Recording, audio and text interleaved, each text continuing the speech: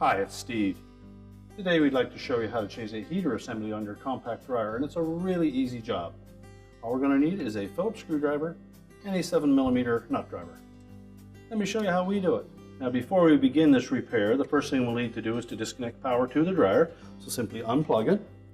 And we're also going to need access to the back of the dryer, so you may need to disconnect your venting and pull the dryer forward so that we can get at the back. Now to do this repair, we'll need to remove this lower access panel and also the cover for the heating element itself.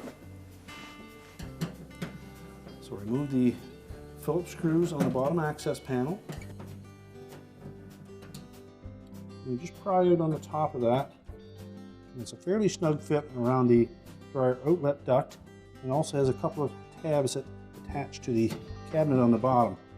What we want to do is try to keep that ductwork in place while removing just the cover. And if you inadvertently detach that ductwork, you can look inside there and see where it attaches to the blower house. Next, we'll remove the heater assembly from the cabinet. So just remove the 4 Phillips screws that are on the perimeter of that housing. That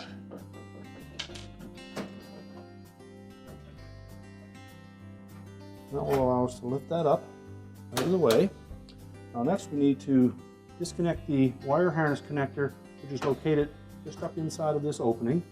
Now we need to release the wire harness retaining clips. Please use these half-turn twist style. Just release those.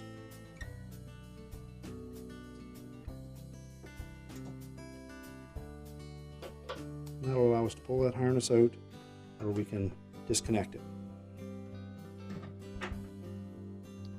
And again, we'll verify that we have it removed from the holder.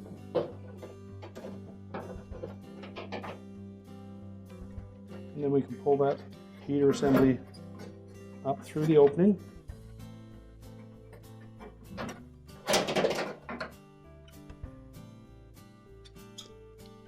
Now, if by chance the wire harness gets caught in something in here, you can easily remove the top by taking these 2 Phillips screws out, pulling it back, and then lifting it off. That will give you access to reach down in on the outer side here to reroute that harness.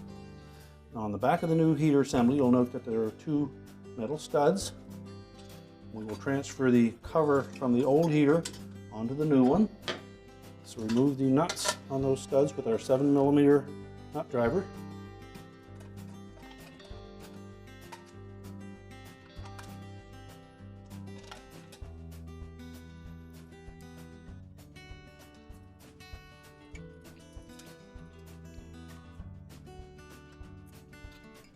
And make sure we tighten those securely.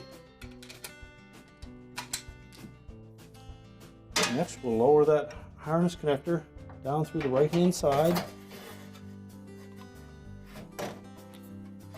You can set that housing in place and just hold it there with 1 screw for now.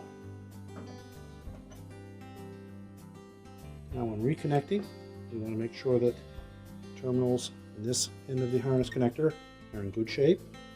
Make sure that the 2 halves of the harness connector fit firmly together.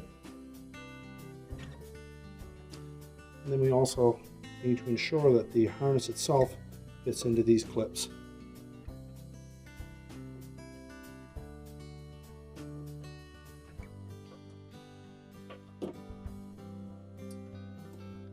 Let's fit them into the loop and then give the connector a half turn.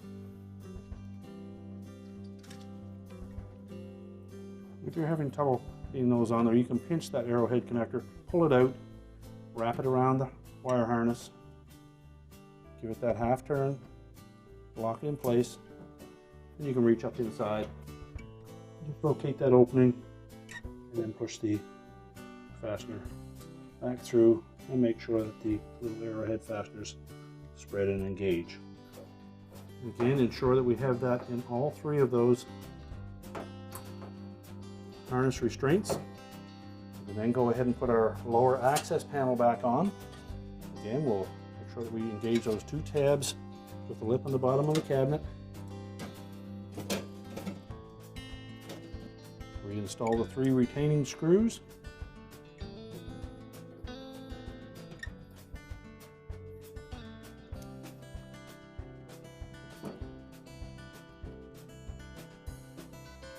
And then we can secure that element assembly at the top here. Put the remaining screws in and tighten them securely.